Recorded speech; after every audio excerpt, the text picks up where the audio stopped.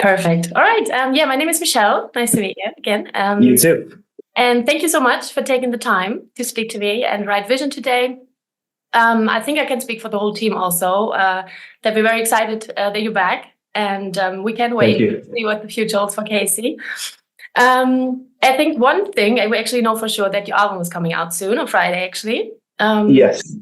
Yeah, how does it feel to be back and putting out an album soon? Yeah, it feels like still really weird to be back, I guess, after not doing it for just over 4 years. And,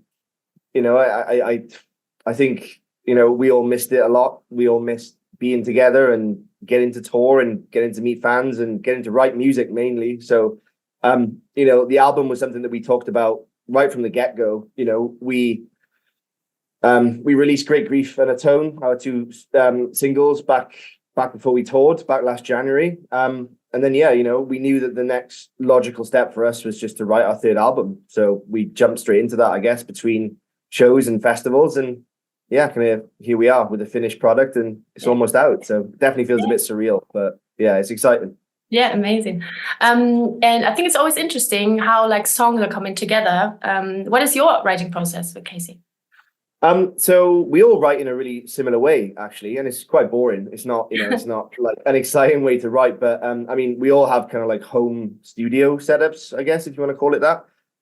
So most songs just either start with me, recording 25 seconds, 40 seconds of a potential song, and this is how we wrote the album. We just set up like a Dropbox link where we all just kind of like share ideas, and and then we pick the best ideas from maybe, a 40, 50 kind of like smaller snippets of songs. And that's how it turned into an album. And, we all just kind of like, I would input something that was 20 seconds long. Toby would then change bits of it. And then Tom would come up with vocal ideas. So it was a very kind of collaborative process that I think was probably a product of like COVID and like the global pandemic, where we couldn't meet up and write songs. Like people were forced to write songs in their bedroom and kind of send things over the internet. So we kind of just ran with what we were doing through COVID anyway, when I was sending things back and forth to Toby and Adam when we were talking about doing side projects and stuff. So, I think that helped our writing process. And, it was nice to be able to like have all those songs in like pre-production, I guess, and kind of done. So yeah, it was cool. Oh, cool. So it's like a mix and match thing, basically. So it's not like first instrumentals, then lyrics, or that. Yeah, of course. We were like I've said in other interviews, but the way that we wrote our first two albums was very natural. We were all in one room together. We would write as a five in one single room. But I think with this album, we just I don't think anything was just discarded. It was, if it sounds cool, then let's try and make something of it, So yeah, it was nice. Oh, cool. Thanks. I think you can speak basically only for you, but is there anything in particular that you take your inspiration from? Yeah. Me and Toby are really big fans of the kind of like the post-rock genre. So bands like This Will Destroy You, kind of God Is an Astronaut, and those bands that have these big kind of sonical landscapes. Like they've always inspired us, to be honest, since we started the band. So we drew a lot of that for this album as well. And I think the most important thing for us was that, like, this is the first time we've done this with any body of work, is that we sat down and we actually talked about what we wanted this album to sound like. Instead of just kind of like mishmashing everything together and just seeing what comes out, we were like, well, what do we like truly want this album to sound like?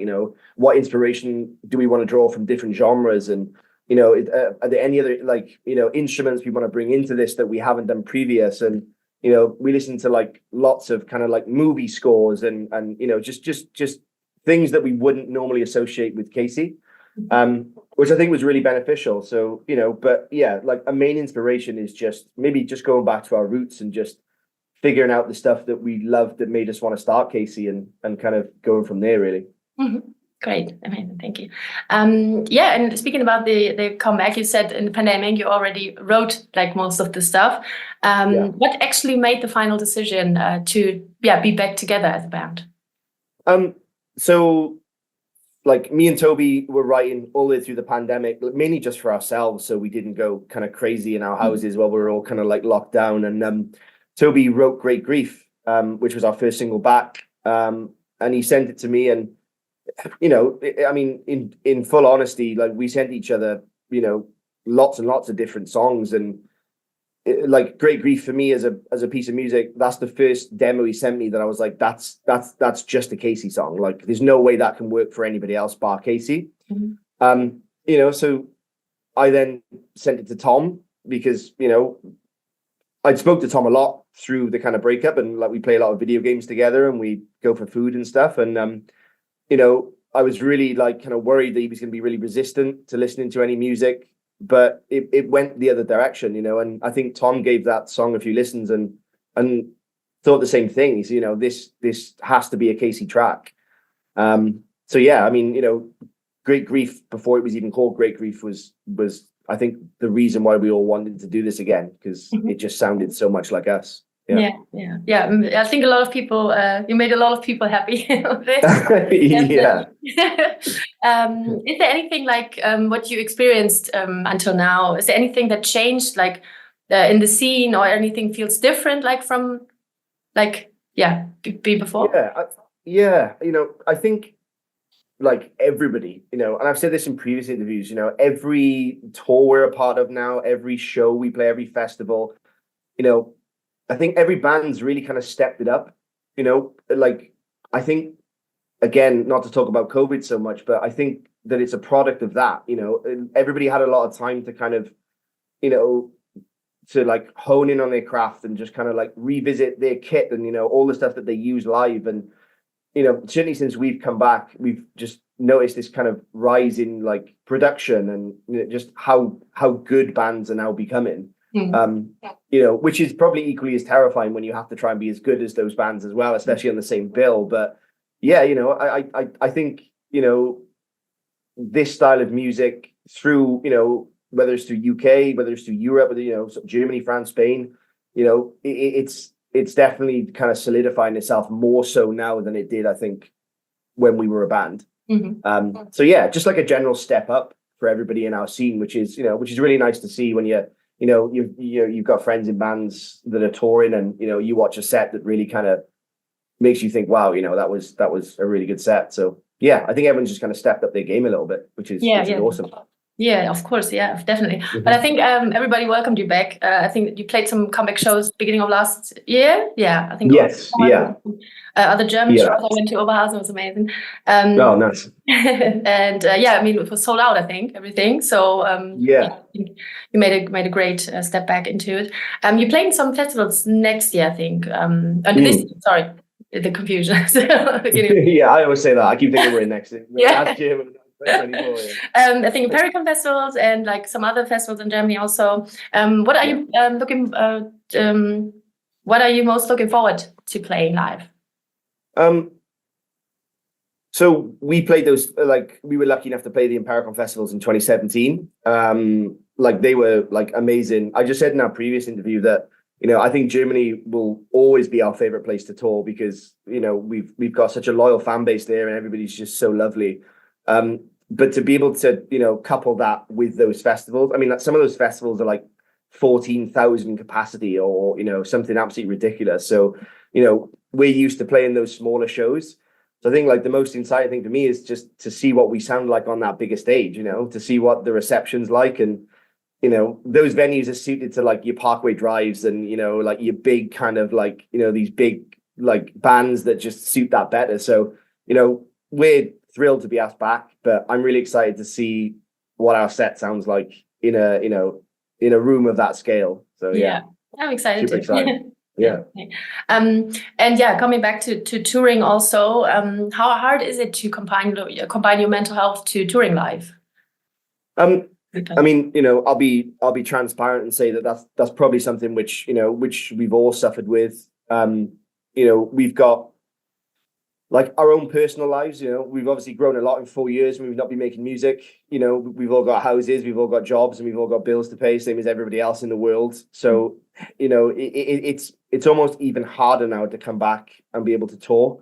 We said that when we came back that that we weren't going to do it, that we were just going to try and get some music out there and see what happens. And I think we were quite naive to think that, things wouldn't be as crazy as they are now, but, we just kind of went with it.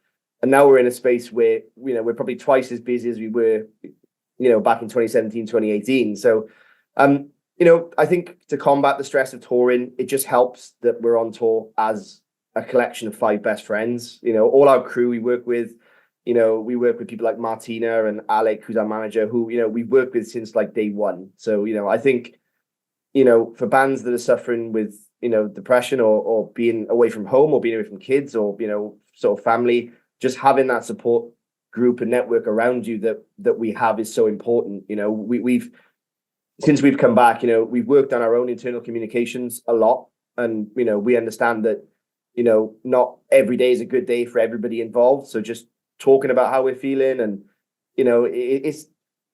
it's tough when you're in a van with 5 people for 3 weeks, 4 weeks, and, there's no escape. You can't go anywhere, so it's an environment that's very easy to, to get lost in and to get upset in or, to dwell on things. So, like we've worked on our communications and, I think the touring that we've done so far has been really successful. And, if someone's having a bad day, then they've got their best friends around them to try and help them through it. So I think that's the best thing that we can do. Yeah.